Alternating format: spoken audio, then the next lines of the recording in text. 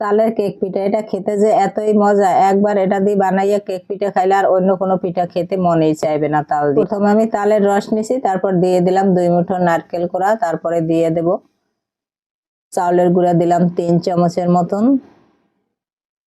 এবং সাথে দিয়ে দেব চিনি।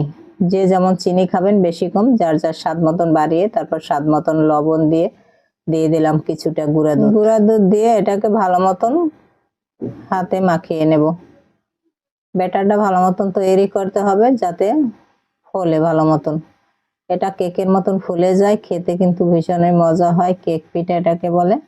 ভালো মতন হাত দিয়ে আমি ম্যারিনেট করে নিলাম।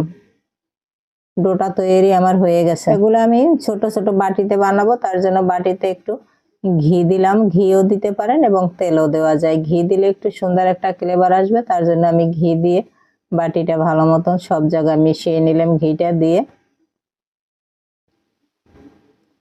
এরপর চামচে কিছুটা ব্যাটার দিয়ে দেবো, চামচ দিয়ে উঠিয়ে বাটিতে কিছুটা ব্যাটার দিয়ে এভাবে ভালো মতন মিশিয়ে এর উপরে দিয়ে দেব কিছুটা নারকেল। যে নারকেল একটু বেশি দিলে খেতে মজা হয়, কম বেশি যার যার পছন্দ মতন দিবেন। তার উপরে আবারও দিয়ে দিলাম আমি ব্যাটার, দিয়ে এর উপরে আরো নারকেল আর কিছুটা কিশমিশ দেবো। কিশমিশ দিলে এটা খেতে ভালো হয়, মিষ্টি মিষ্টি লাগে, কিশমিশের স্বাদটা খুবই মজা হয়। এ পর্যায়ে আর একটা বাটিতে আমি বানিয়ে নিলাম। এভাবে প্রত্যেক কটা পিঠাই আমি বানিয়ে নেব। নিয়ে আমি অন্য একটা চুলায় আমি জল বসিয়ে দিছি, এবং জলটা যখন বলক আসবে তখন একটা স্ট্যান্ড দিয়ে এর উপরে দিয়ে দেবো পিঠার বাটিগুলা। জলটা বলক এসে গেছে, স্ট্যান্ডটা বসিয়ে দিছি।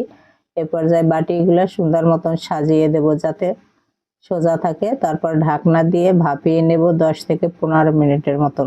ভাপে দেওয়ার পরে আমি এই পর্যায়ে দেখি কি সেদ্ধ হয়েছে কিনা। সুন্দর মতনই সেদ্ধ হলে তারপর তুলে নিতে হবে। আর একটু সময় ভাপে দিয়ে রাখতে হবে। আমার সেদ্ধ হয়ে গেছে, পর্যায়ে আমি তুলে নেব। একটা চাকু বা চামচের সাহায্যে পাশ দিয়ে একটু হালকা করে এভাবেই করে তারপরে উঠাতে হবে। এমনিই উঠে যাবে, যে ঘি দিছি বাটিতে, যে পর্যায়ে আর কি লেগে থাকবে না।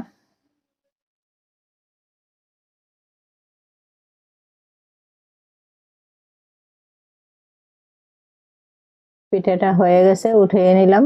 দেখেন কত সুন্দর, সহজেই উঠে গেছে। দেখতে কত সুন্দর লোভনীয় হয়েছে মিনি কেক, তালের মিনি কেক পিঠা। এগুলা বানিয়ে অবশ্যই একবার খাবেন, দেখবেন খেতে কিন্তু ভীষণই মজা হয়। তালের পিঠাটা এভাবে বানিয়ে খেলে অন্য কোনো প্রকারের পিঠাই ভালো লাগবে না, তালের পিঠাটা এতই ভালো হয় খেতে।